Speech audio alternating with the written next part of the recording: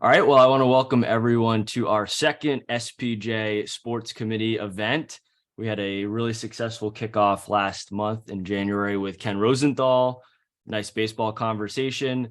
Once again, for those who aren't as familiar with me, I'm Jeff Kolb. I'm the chairman of the committee. And tonight, our featured guest is from the NASCAR world. Josh Sims covers NASCAR, among other things, for Fox Sports. Just came off covering the Daytona 500 as one of Fox's pit reporters, and nice enough to join us tonight from Charlotte. Josh, it's great to have you on. Yeah, glad to be on, man. Appreciate the invite, and it's good to chat with all you guys. So I'll admit, first and foremost, I've learned a good amount, I guess, about NASCAR over the last few years working here as a guy with Fox 4 in Dallas, but not something I knew the most about across all the sports growing up. And I definitely wouldn't have been able to tell you what a pit reporter was about 10 years ago. So why don't we start there? What is a pit reporter? Yeah, so pit reporter, I would say the closest equivalent is to being a sideline reporter for, football, basketball, or whatever. So basically, I'm kind of boots on the ground, walking up and down the pits and kind of giving in-race reports on what's going on with the drivers and teams. It's a little bit different, obviously, than a report for others because I'm really not on camera too much. I'm on camera in the beginning and at the end. But during a race, it's rare I'm going to be on camera, and the reports I do are like 15, 20-second quick hitters. But I mean, in the length of a race, I could be on basically. I can't even tell you how many reports. It all depends on what's going on, but give or take with a race, 2 to 3 hours, there's a ton of reports I could do, just like quick hitters like that. Absolutely. So one more thing I want to add just to everyone who's joining us tonight, and it's great to see some familiar faces once again. As we've said in the past, we want this to be interactive. Use the raise your hand feature. We will get to as many questions with Josh as we can. Definitely keep the questions coming. So as you're mentioning, Josh, it's not necessarily a ton of on-camera reporting. And sometimes we see that in other sports, right? When you watch an NFL game, Tracy Wolfson might give an injury update and you don't see her pop on the camera. So you were just covering Daytona. Bring me through just what the day was on Sunday. When did you get to the track? How does it all go? Production meetings, whatnot. And when did your head hit the pillow and you passed out, if you even did? I'm sure there was a lot of adrenaline probably attached to the whole process. That looks like maybe Josh is frozen. Let's give this a minute.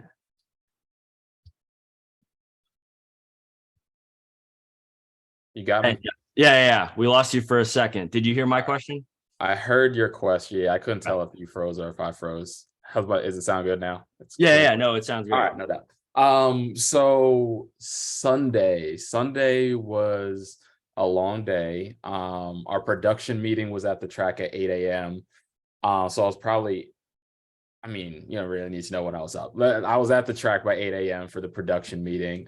After production meeting, that went on at the same time as the garage opens, we say. And I say that because it's like you have a window to get your stories for the day, meaning before any race, you want to make sure you talk to the driver you're assigned to, drivers, plural, and their crew chief. The crew chief is like the equivalent of their coach. So I was assigned 12 drivers for the Daytona 500, and there's 3 pit reporters. So each of us had about 12 to 15 drivers. So we had our meeting from 8 to 9, and then I have a window from like 9 to 11 before our pre-race shows started to go throughout the garage area and get my stories, talk to my drivers, talk to my crew chiefs, and just find out what they're thinking heading into the race, any last minute preparations, anything they're concerned about, any problems they had all week leading up to the race, just anything that's going to be interesting, like you would do covering a football game or basketball or whatever, same kind of deal there. We went on air at 11 a.m. and our pre-race coverage was from 11 basically until 2. So we were on air for 3 hours. Usually it's an hour-long show, but because it's the Daytona 500, it's a 3-hour show. I had 4 hits, I want to say. So basically like every half hour I had a hit in the pre-race coverage. And some of them were just straight like 45-second scene setters. Some were a little update on a driver. and others were quick interviews, basically like a minute 30. So like 2 questions with a driver and out. Race starts at around 3 after they do all the pre-race stuff. And I don't think it ended till around 6:37. I don't even remember. Then we're doing post-race stuff, so post-race interviews, and then after that, so we're probably done by like 7:30.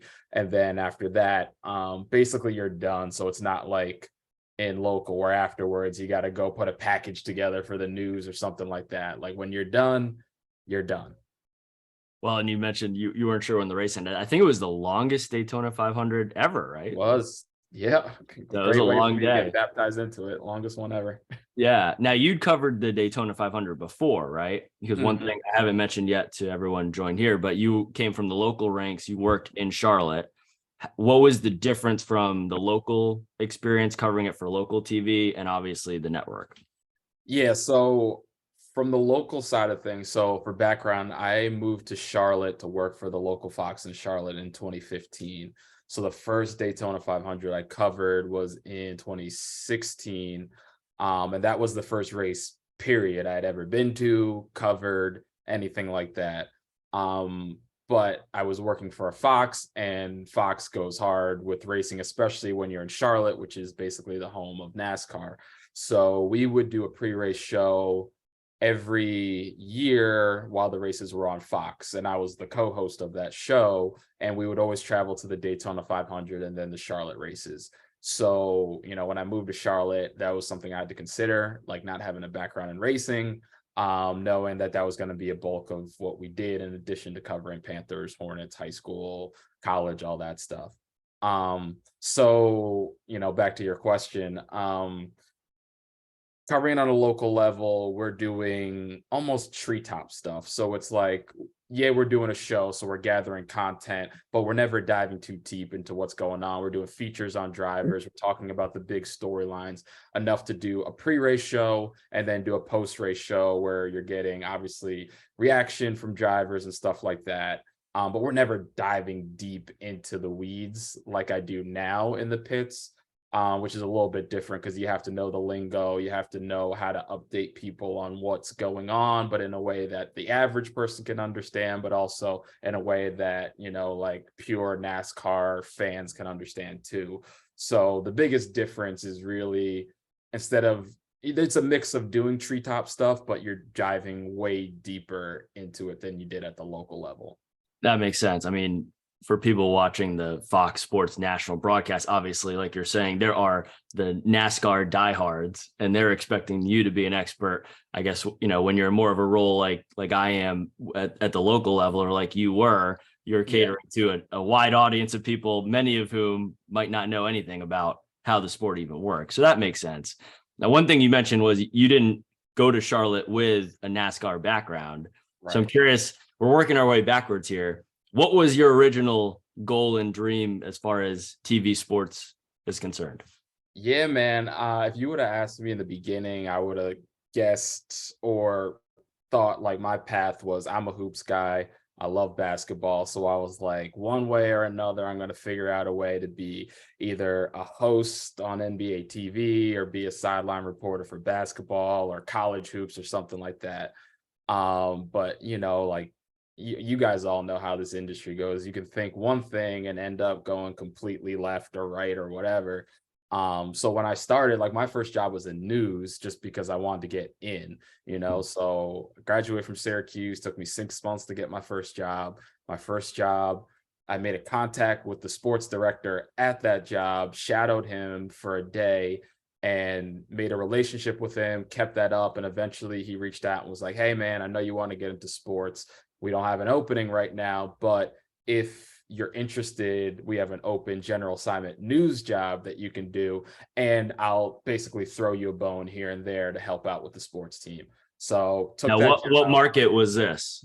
Just out Shoot, of I curiosity. mean, I don't even know if we had a number, man. It's the station NBC 40 in South Jersey, Okay. basically right outside of Atlantic City. We covered 3 counties.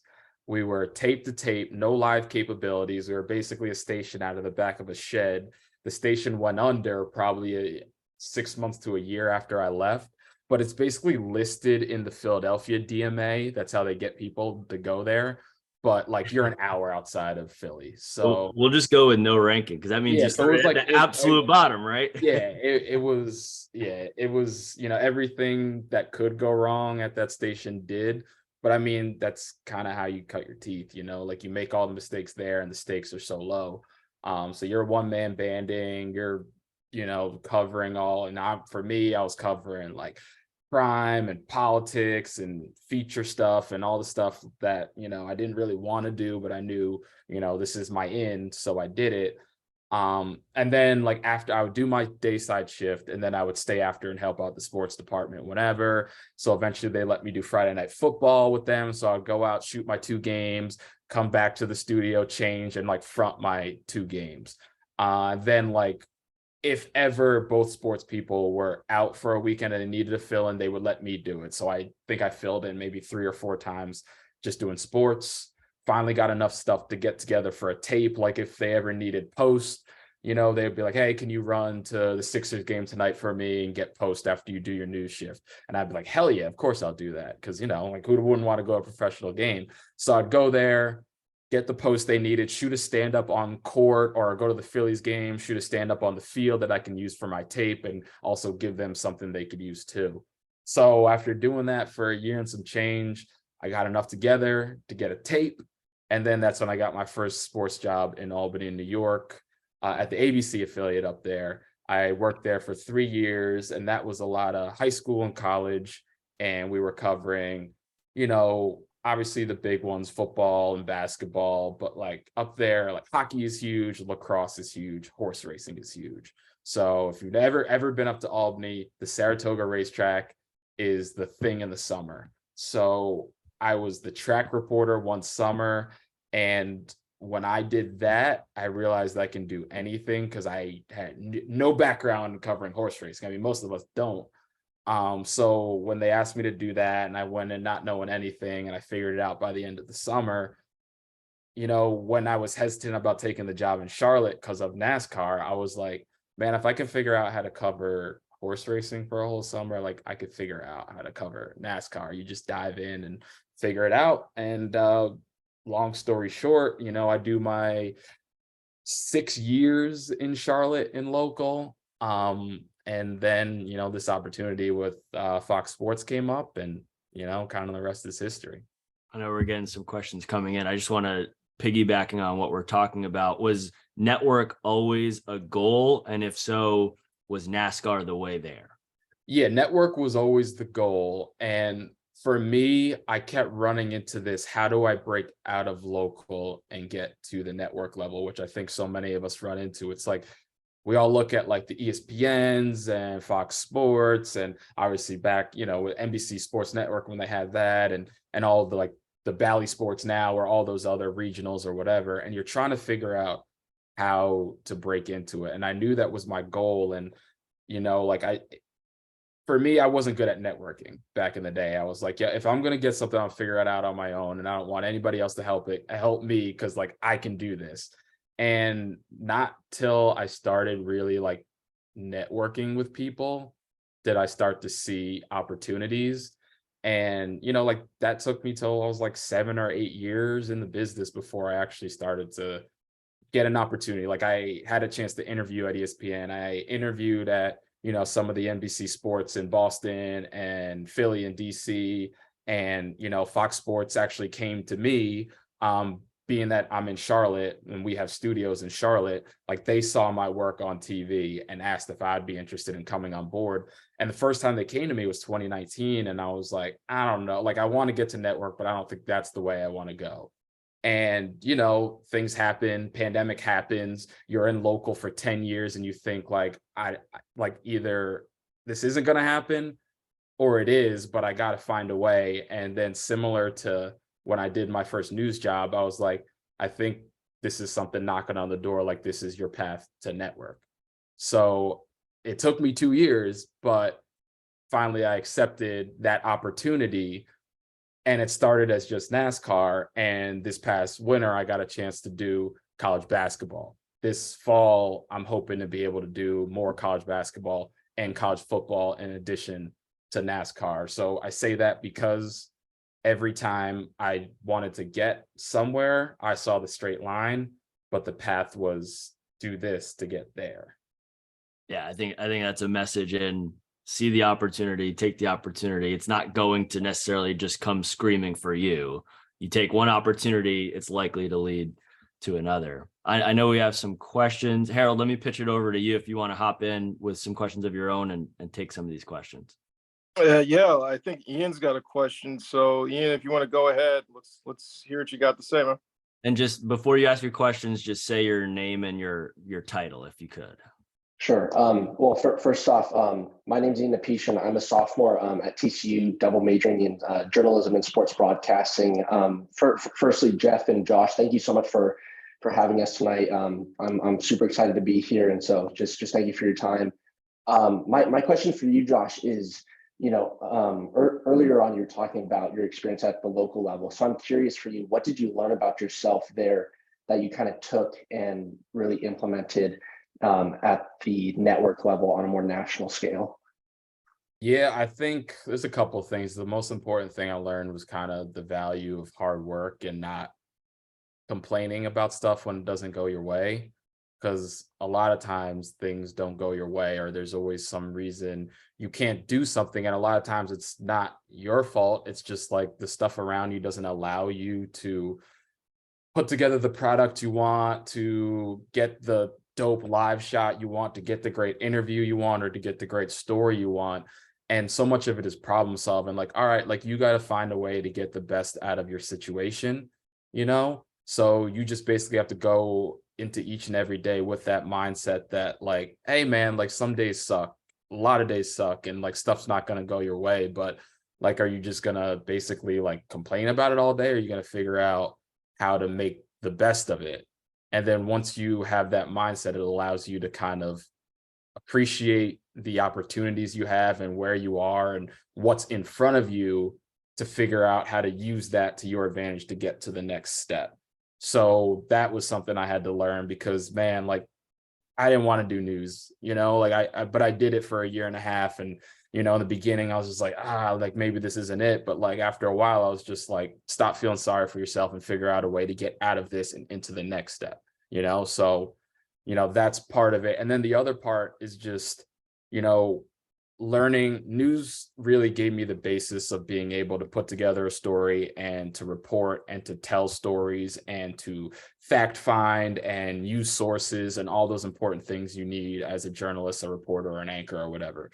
Then when I started doing sports and I got live capabilities when I was in Albany, which we didn't have at my first job, I started to learn how to do a live shot, and I started to learn how to put together a sports block and how to be concise and cut down on time when, you go in thinking you have 3 minutes and all of a sudden they cut you down to like 2 minutes or a minute 30.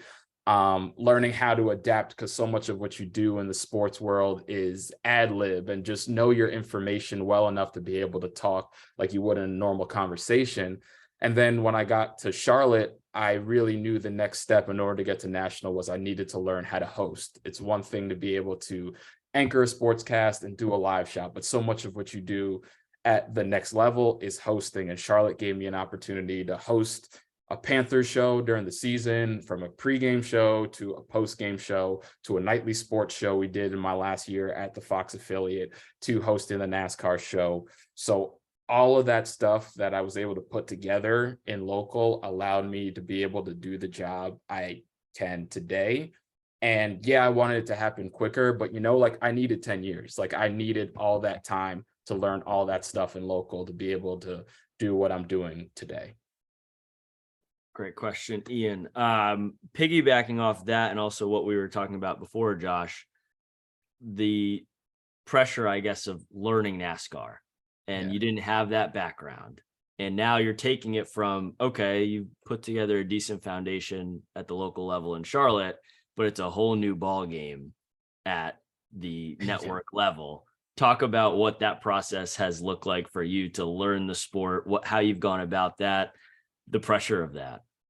Yeah, man, it's if I'd be lying if I didn't say I had anxiety going into it. And honestly, I still do, man. I'm still pretty new to this in terms of like being strictly in the NASCAR world. Like I started in July of 2021 with NASCAR on Fox. And obviously, like, I'm under the umbrella of Fox Sports, so I'm not just that, but like, you know what I'm saying, in terms of diving deep into it. And they hired me as a pit reporter to cover the truck series. Like, we all know from, you know, looking in, the cup drivers. So it's like, yeah, you might not follow the sport, but you know who Jimmy Johnson and Jeff Gordon are and that. So I'm going into it having to learn roughly 40 different drivers and their crew chiefs, and having to know their information on race day like the back of my hand. And that is stressful, because when you're on, like you said, you got to be an expert. You got to know what you're talking about. If you don't, like, you get exposed quickly. So luckily I didn't go on air for the first 3 months. You know, my first race was Labor Day weekend in 21, and I got hired on July 1st. So like, I spent time just like researching and studying and practicing and diving into everything, so I knew it. And, you know, my first race, I sucked, man. Like, I still, like, you could practice all you want, and then when the red light goes on and you're trying to do like my first hit, I don't even know what I said.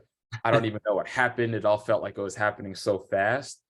But, you know, like, luckily, like, they gave me the room to grow and improve, and I worked hard, and you know, like, I think I was able to pick things up pretty quickly, which I'm always been able to do. But yeah, it took a lot of hard work to be able to get to the point where I'm comfortable. And then I go into my second year and I'm comfortable with the truck series, man. I'm good. And I'm hosting Race Hub, which was a whole other thing, because I got the chance to host because someone couldn't make it one day and they needed somebody, and knew I had a background in hosting. And I prepared well enough to knock it out the park the first time I did it, to the point where they put me on the schedule immediately once a week for the rest of the season. And that's all just being ready when the opportunity presents itself. So, but that's something different. But yeah, going into the second year, they were like, all right, you're now full-time Xfinity and you're going to do cup races. And it's like, all right, now I need to learn 40 new drivers and their crew chiefs, and learn, you know, the cup drivers, but like, the cup is the cup, man. That is pro.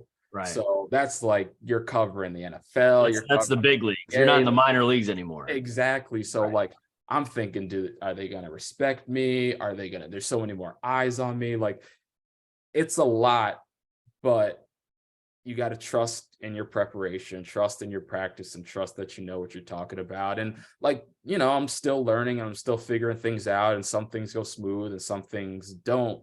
But for me, it felt good to be able to walk through the garage and know who the people were, and have people recognize who I was, to the point where like, I don't have to go up to everybody and explain like, hey, I'm Josh, I'm the reporter, blah, blah, blah. They'll be like, oh, hey, Josh, yeah. And they'll talk to me, and they'll be like, some guys will be like, I remember you when you were in local at Charlotte. Some of them will be like, oh, I've watched you on Race Hub. So like, that stuff makes me feel good and gives me confidence that I need in a world that I didn't grow up in, and one where sometimes I might be unsure of myself, to know like, hey, they recognize I'm out here, I'm trying, I'm working my best, and I'm learning.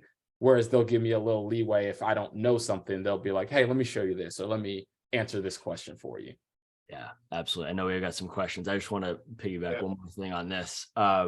You made me laugh when you said that first hit, you sucked. And I think as TV people, we always think it's worse than it probably is. I'd be curious to see. I'm sure you weren't that bad, but I've definitely had moments early in my career where I was like, I feel like I just blacked out. I don't know what I just, I think a lot of us have been through that. But you talked about when you were just getting started in this network job, you were studying really hard for those first 3 months and trying to learn as much as you could. What was there coaching? How did the network try and get you prepared? Yeah, so the great thing about the people like NASCAR on Fox, they were all so helpful. So they all reached out, or told me to reach out to them and talk to them. So like, I shadowed Regan Smith, who's one of the pit reporters, who does, you know, he does all of them basically. So he'll do Cup, Xfinity, and truck, but he's a former driver. And he was the guy that really showed me the ropes in the garage, introduced me to everybody, showed me kind of how to do pit reports, how to cover the sport from that level. He was great. Someone like Larry McReynolds, who's America's crew chief. He's, one of the biggest names in the sport. And, he offered to take me out to lunch and just talk with him. Adam Alexander, one of the Race Hub hosts, and he calls the races for Truck and Xfinity. And, he does some college football and basketball play-by-play. And he's been great in terms of just whenever I need anything, he helps out. And I can just name from him on Caitlin Vincey, Shannon Spake, every single one of them. Like, there was no person that didn't say like, hey, if you need something, don't ask me, or didn't avoided me. They were all so helpful. And whether it was a phone call or took me out to lunch or just helps me when I'm at the track, they were really in my corner, and that helped me along a mental lot. Absolutely. Harold, why don't we go to some questions? Yeah, let's just go to the top of the list. And Rebecca, it's all yours. Hi, thank you. First of all, thanks for having this conversation. I appreciate it. I don't cover sports, but this really got me interested. Josh, I wanted to know, how have mentors played a part in your career? Whether when you started in college, throughout your local news, and even now that you're basically in the big leagues, do you still have mentors that you count on to talk you off the ledge, or talk you out of your fear, or give you that confidence you need? Yeah, I mean, I almost feel like you're almost as good, only as good as your mentors, because they kind of give you the strength a lot of times to take leaps of faith, to figure things out, and to kind of help you when you're down. And when I was at Syracuse, I had a really great professor, Professor Perry. Her last name's like Tui, I think, too, when she remarried or something like that. But she was my favorite professor there. She to this day will post stuff when I'm like on air, or just like reach out once in a while and just help me out. But like, I asked her a lot of questions in the beginning about like what I should do in terms of taking that news job, or like, taking a chance and going to Albany, or stuff like that. And she could kind of give the background, having worked in the business and then as a professor, on what I should do, what I shouldn't do. Should I get an agent? Should I not get an agent? What does this type of stuff look like? So she's great. And I just, she posted an article they did on me the other day, and it was good to like hear from her and, know that she's still in my corner, which is cool. And then, there's been a lot of people from, the sports director at my first job, who basically helped me get into the business and was always in my corner in terms of like when I needed to figure out how to get to the next step. He'd be like, hey, reach out to this person, say that you know me, and they'll be glad to talk to you. And then, people who I met later in the business, one of them is this guy, Marshall Harris, who basically knows everybody, and he's working in Chicago now. But, he was really big for me in terms of when I made the leap to the network level, because, I mean, for me, it's a crazy story, but my contract was running out and I didn't have the job with NASCAR on Fox. So literally on the last day of my contract, I didn't have a job to go to. And I thought I was just going to resign because I didn't have a better option. But my station kind of had me painted in the corner, and it's like, hey, resign, lock you into a 3-year deal, no raise, no promotion, no nothing, with all these, if you do, we'll do this for you, but nothing in writing, nothing like that. And man, I called Marshall and I talked to him for a while, and he just let me vent. And then he, kind of talked me off the ledge a little bit and gave me scenarios. Obviously, he wasn't going to make the decision for me, but, he was just there to help me through. And I think that was huge for me at a point where I was freaking out and I had no idea what I was going to do. So I say that to the point where it's great to have mentors and people that can help you make those tough decisions. Ultimately, you'll have to make the decision. But, if it weren't for Marshall helping me through that, I don't know what I would have done. So mentors are key. Say that much. Thank you. That's pretty cool. Mike, if you're still with us, you can unmute, and you're up. I cover Mike Fink. I've been writing for the Hockey Writers, so I'm the writing perspective.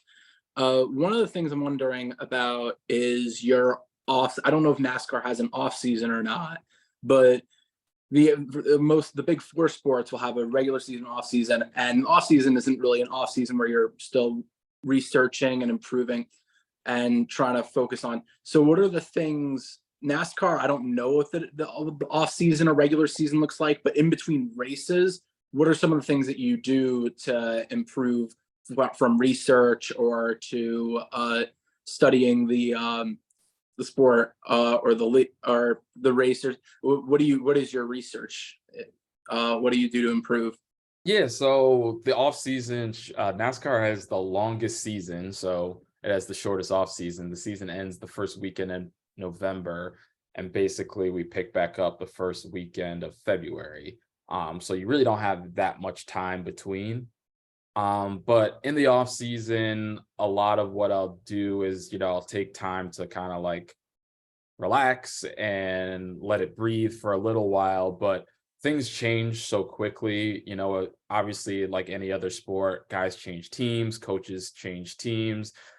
Things look different, and there's no different with NASCAR. So, I basically keep a running list of the driver and basically all the information I can put together on them, their previous season, what's important for them heading into the year, if they change teams, if they change crew chiefs, and important stuff to know, so that I'm building basically a notebook on all of these people so that I don't start the next year and I have to play catch up.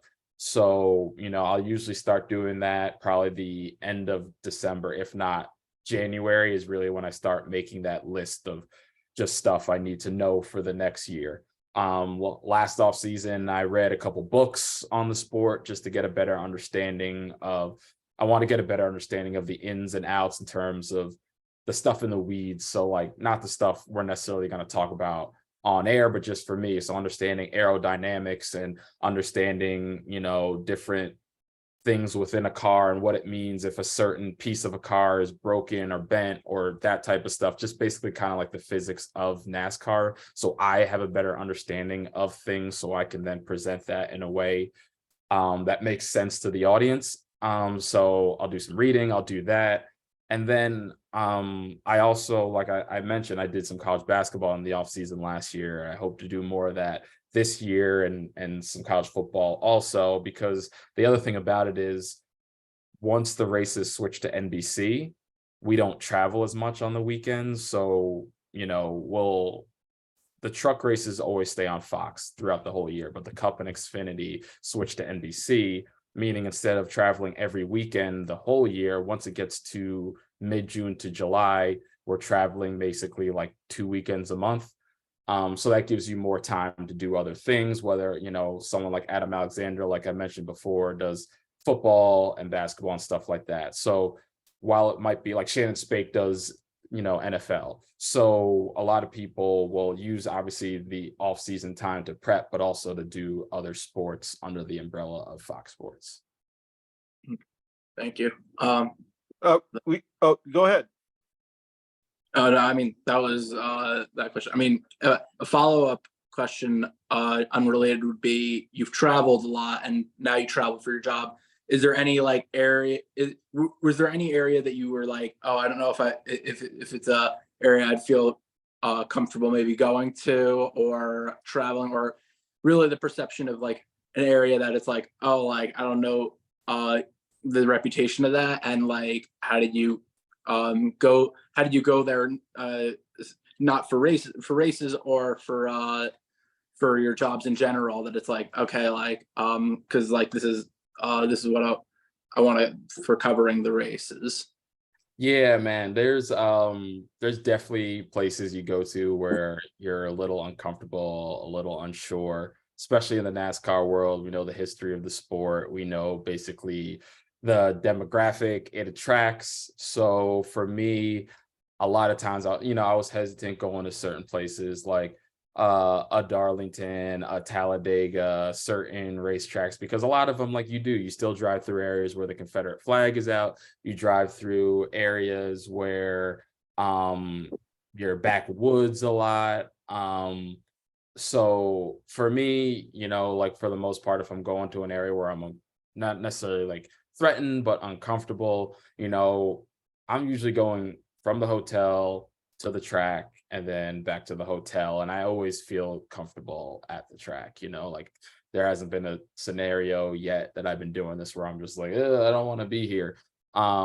There's areas you drive through where you're like on the way to the track, you're like, yeah, I don't want to be here. But, as long as you just kind of keep it moving and, keep going to where you're going, you're fine. I haven't really had any issues so far. Um, and, the biggest thing for me is like when I'm at the track, like, yeah, it has a little bit of a reputation, obviously from the outside, but, I've been comfortable at the track. I do, contrary to popular belief, I see a lot of people that look like me at the track. And I know a lot of people don't see that on TV, but there are a lot of minorities, whether they're Black, Hispanic, Asian. There are women that work for a lot of these race teams, that work with the pit crews, that work for NASCAR in terms of public relations capacities or in other higher positions. So even though you don't see them as the drivers on TV, they're there, and there's actually a good amount of them there. And, they probably deal with it a lot more honestly than I do because they're at the track way more than I am. Yeah. Just going off of that, I think over the past 3 years, we've Hey, seen Jeff. race. What's that? Yep. Real quick, we had another question in the chats before you get out. Okay. It kind of flows into what Josh was just talking about. That's why I just want to get this in before we Go with that. continue on. But this was from Kelsey. She said, you made history as the first African-American pit reporter for a Daytona 500 broadcast. I know NASCAR has been investing in many initiatives to diversity. How do you hope your hiring and debut helps to pave the way for other journalists of color in NASCAR, of course? Yeah, for sure. Like for me, and I've told people a lot of times, like I never set out to be a first or to make history like that, but I do recognize just how significant it is, how important that is.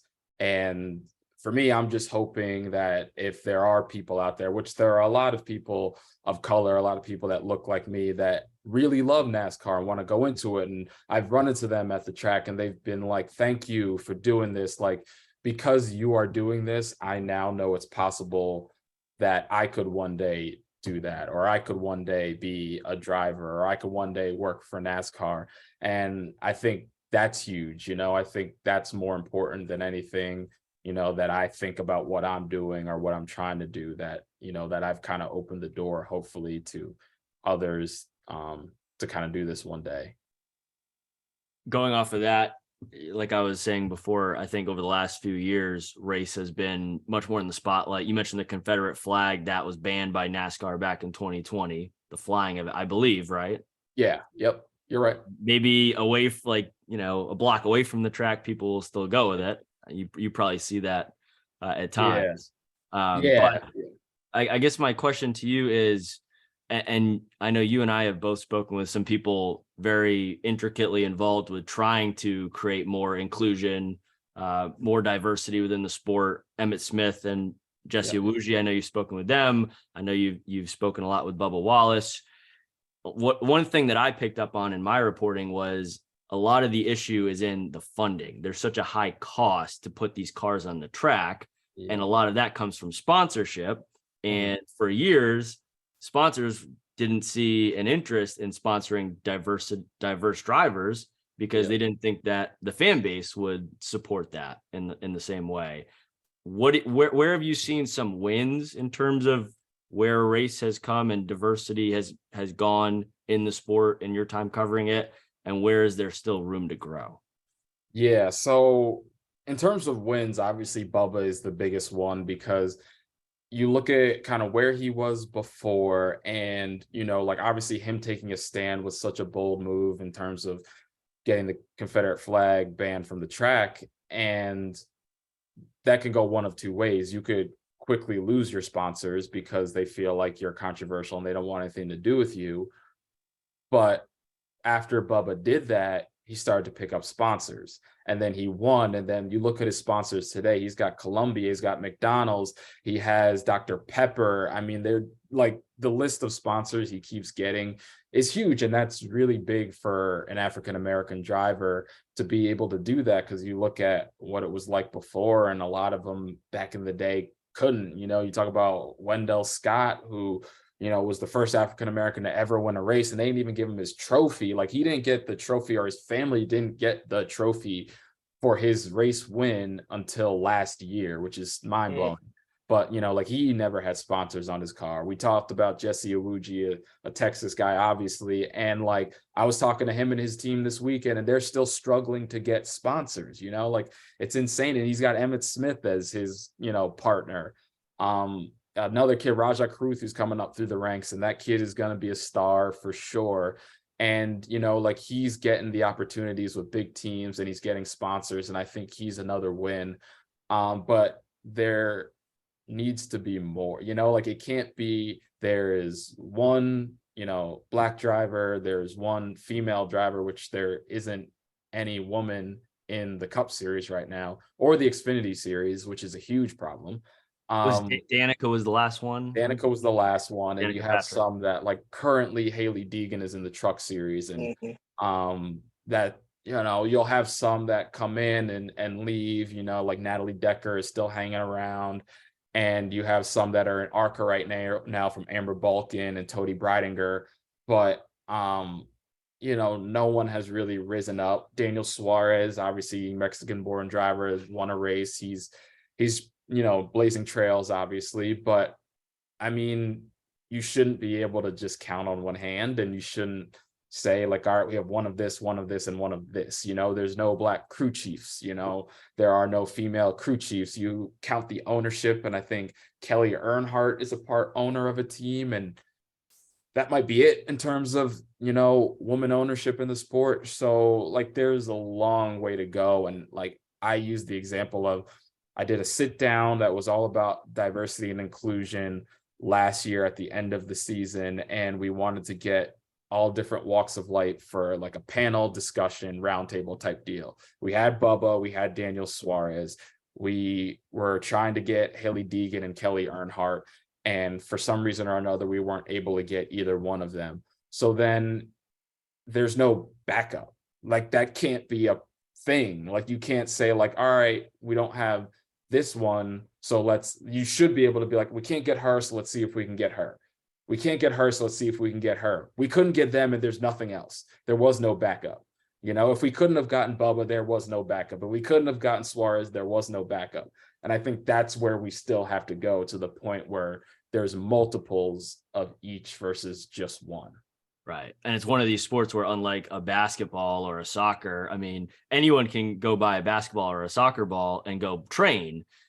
You need some money, and Funding you need some support. is key, to the point where drivers will even say, like, it used to be you can rise up the ranks off ability, and that's still important, but people will take a shot on you if you have money before they'll take a shot on you if you have talent. There are people that have won championships at the feeder level that lose their ride because they don't bring money to the table, which is crazy, you know, like, sad to say it, but Daniel Suarez got brought into like Gibbs because he had money. They basically took his money and then kicked him to the curb, you know, and he had to bounce around before a Trackhouse came in and like basically saved him, you know, like, that's sad. Yeah. Hey, we had a question from Ian. So Ian, I know you had a great question earlier. Take it away yet again, sir. Thank you very much, Harold. So Josh, I guess this is just more of a general question of just general interest, but for me, I'm a big soccer fan. I love watching basketball, baseball, and football as well. But also, as I'm getting older and kind of going through, you know, the process of, you know, learning about different sports, I'm trying to become as versatile as possible.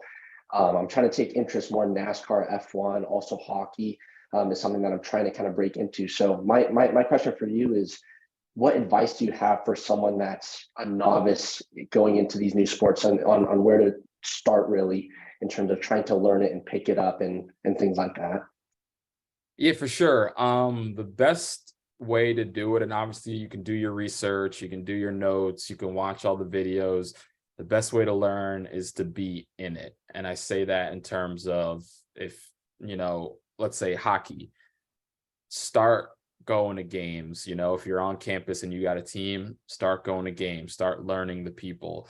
And I use the example of horse racing at Saratoga because I had no idea what I was doing, but all I knew was like I had to be up early, super early, to get to the track because that's the only time, or like 6 a.m. in the morning, that you got a chance to talk to the trainers, before they have to get to work. So I just started going every day and walking around aimlessly and asking questions and figuring out what I needed to know and what I should do and what I shouldn't do. And the only way I learned that was being there. Like, yeah, I could like go down a list and be like, all right, this is the big time trainer, and these are, the big time jockeys, and this is who they've won with in the past, and this is why that's important. But until you're there, all that stuff doesn't mean anything. And that was the same for me with NASCAR. Once I started going to the track and learning who the people were and getting that face recognition and just hanging around, because once you start to get the important information is when people see you enough that they'll just start to talk to you. And it's not even on some giving you information. They just talk to you because they see you as an equal and they got something they want to get off their chest, because there's nothing people want to do more than talk, So like, you just be around and people will start telling you stuff you didn't ask for. So I think the biggest thing in learning any sport is just to be around it as much as possible till you start to pick up on stuff and become second nature. Now, with people wanting to talk, is that pretty common among the drivers in your interactions with them? Or are there certain cases where you've had to feel out how you get them comfortable enough to connect with you? Yeah, it really all depends, like, for the most part, it's people with the teams that want to talk, which is a lot of times is where you get good information. And then obviously you have to decipher what's information you go to air with and what's just gossip. So you got to be careful, and what's true and what's not true too. Younger drivers, Truck Series, they all want to talk. It's fine. They want the pub. Xfinity, they're a little more laid back. They want to talk. Cup drivers do not want to talk at all. They get when they have to talk. They get when they're doing their appearances or they're doing an interview because they know what is part of the gig.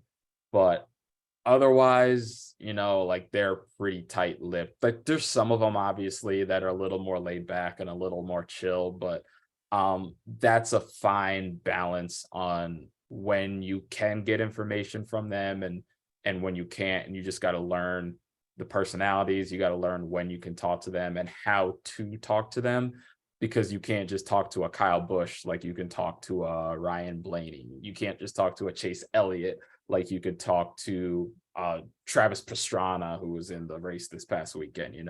It's just differences, and you figure it out. Yeah, no, absolutely. And just knowing some of the drivers as I do, I would not be shocked if some of them seem like they would be really easy to work with and they're not. And then there's some that seem like they'd be really difficult to work with and they're not too. Yeah, I won't put you on the 100%. spot to give any names on that though. Yeah, but Um, what you think is true. Yeah. Yeah. I think Kyle Larson would be tough. Maybe he is tough, but I'm not going to make you answer that. Anyways, so craziest, wildest, funniest NASCAR story, whether it's like one you've actually reported on or just something that's happened that nobody knows about off camera. What do you got? That's a good question. I haven't thought about, let's see, craziest one I've reported on. Or what are some of the weird things that maybe happen walking around the track that people wouldn't know about or think about? Yeah, man. I don't know how many people know that, first of all, like so NASCAR is basically like a traveling circus for, like, if you think about it, like, you just basically pack up every week and everybody goes from track to track to track. So it's like a tight-knit community and everybody knows everybody's business and everybody knows everybody's gossip and this and that and all that stuff about it. But like, most people don't know, like, before, like, a NASCAR race is just a big party. Like, the fans that go are just getting shit-faced the whole day, and they can be basically anywhere. So they're on the infield before the race. They're walking up and down the pits while you're doing your job. They're on the infield, they're in the stands, they camp out on the grounds, and everywhere you go, they're basically there and they're having a good time. Like a lot of them, this is their vacation. They save up to do this every year. So Daytona is one of them. Like Daytona and Talladega are probably the craziest. At Daytona, they do this thing called like wheelbarrow races, where on Friday night, Saturday night, even Sunday night, they might do it, but they paint these little wheelbarrows on, after their favorite drivers or whatever. And they kind of almost block off the street. Like it's hard to get out of the track. And they'll just like put somebody in it and then they just race each other for the whole night. And it's funny to see it.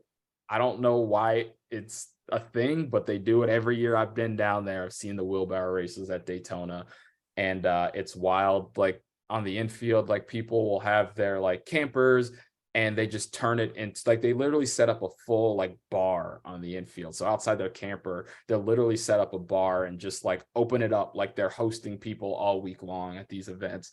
Talladega Boulevard is basically the equivalent of Bourbon Street at a track. Like you'll see anything and everything on Talladega Boulevard. It's nuts. Like lots of Ricky Bobby reenactments. Yeah, like I'm talking Jello wrestling. I'm talking beads flying everywhere. I'm talking just the craziest stuff you could think of. You'll see on Talladega Boulevard. I'm trying to think of what else.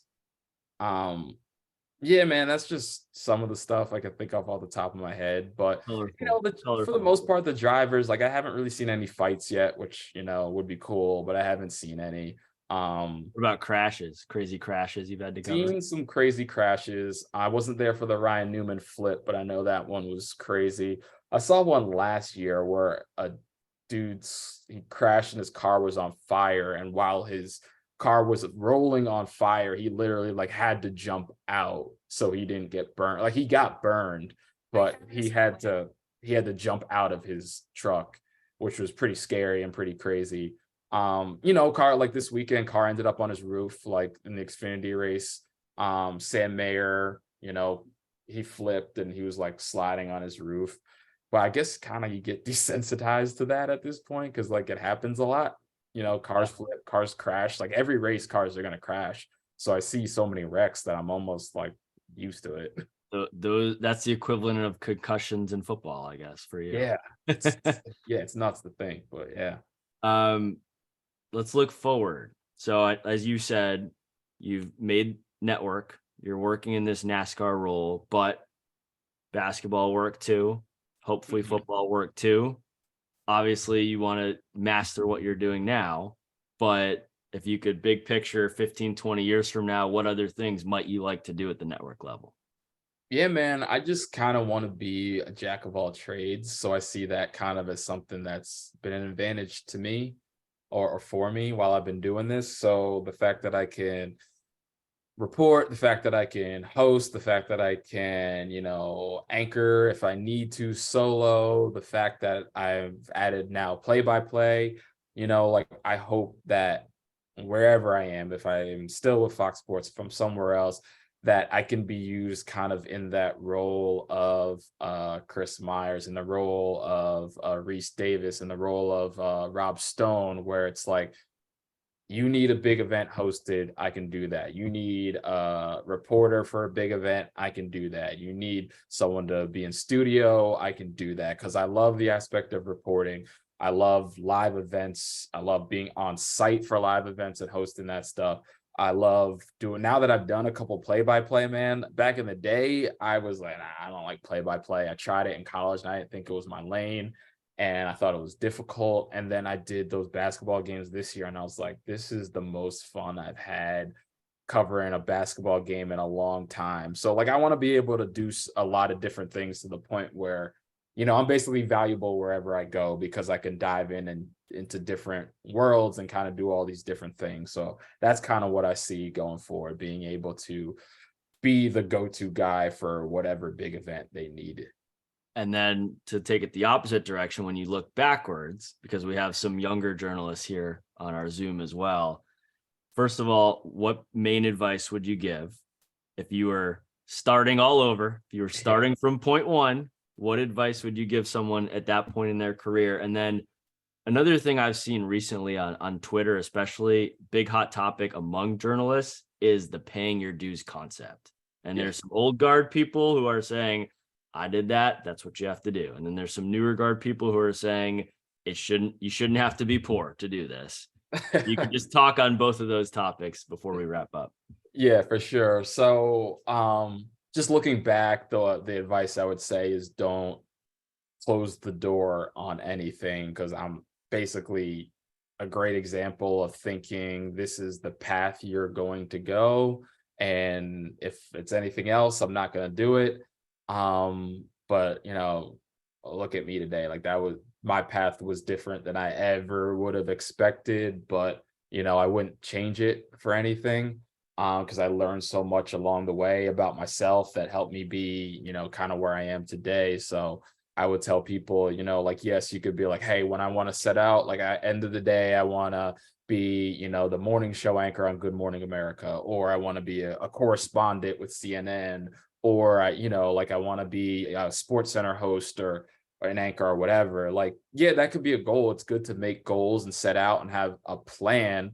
But I also wouldn't close the door if an opportunity comes knocking. And, especially if something constantly comes knocking, like for me, this NASCAR opportunity constantly kept knocking to the point where like it had to like beat me over the head before I opened the door. But like, if there's an opportunity that keeps coming around, give it a shot. What's the worst thing? It doesn't work out and you can go back to what you were doing before. But what if it does work out and you find out it's something you had no idea that you would love, but all of a sudden you love it? In terms of paying dues, it's funny because because I paid my dues, I would be a big like, yeah, you got to pay your dues, you got to go to this market and do that. But like, it's just not how things work. Like, some people have to pay their dues and others don't. Is it fair? No. But like, some people will have to go work in Montana or the Dakotas and like grind their way through and finally get a shot, 15 years down the line. And other people will get a shot right off the bat in a major market. That's just how it is. So like, there's no one way to do it or one way to say like everybody has to pay their dues or like people don't have to pay their dues. I just think you have to do what your path is. And at the end of the day, trust that, you'll get what's designed for you if you put in the work, and this industry has a way of weeding people out that don't put in the work. Amen to that. I agree with that 100%. I think I agree with you that people, paying your dues is a part of making your way up the ranks in this industry in terms of work, in terms of hard work. Exactly. Hopefully the pay scale, that part will get figured out. That is, man, like my first job, like I told you, I was making $10 an hour, living in a converted frat house where I rented a room and I had 5 other roommates and we all had a common area. Man, like when I think back, memories. Like I moved in, man, we had like mice in the house and like a bug problem and it was all bad. So yeah, I wish everybody had to pay the dues like I did to do that, but that's just not like what everybody's path is going to be. But like, I knew what it was going to be going in and I made the most of it. But yeah, it isn't fair that you do this and you make like $10 an hour. You can barely survive off that, but Yeah, well, it's really cool to see how far you've taken it from that frat house to the network. And I love your story of just taking your opportunity. I think that's such a message that all journalists obviously should take heed of because it can pay off, as your story shows. So this has been really fun, Josh. Thank you so much for the time. And this will wrap up our event. Looking forward to seeing you on the rest of Fox's schedule this year. Thanks, man. And thanks, everybody. If you have any questions, you can find me on social media. Just shoot me a message or anything like that. If you have any follow-ups, I'm happy to help because I know the importance of networking now. I learned it's important. It is important. Excellent. All right. Thank you, everybody who joined as well. And stay tuned for our next event coming up in March. Thanks, everyone. Good night.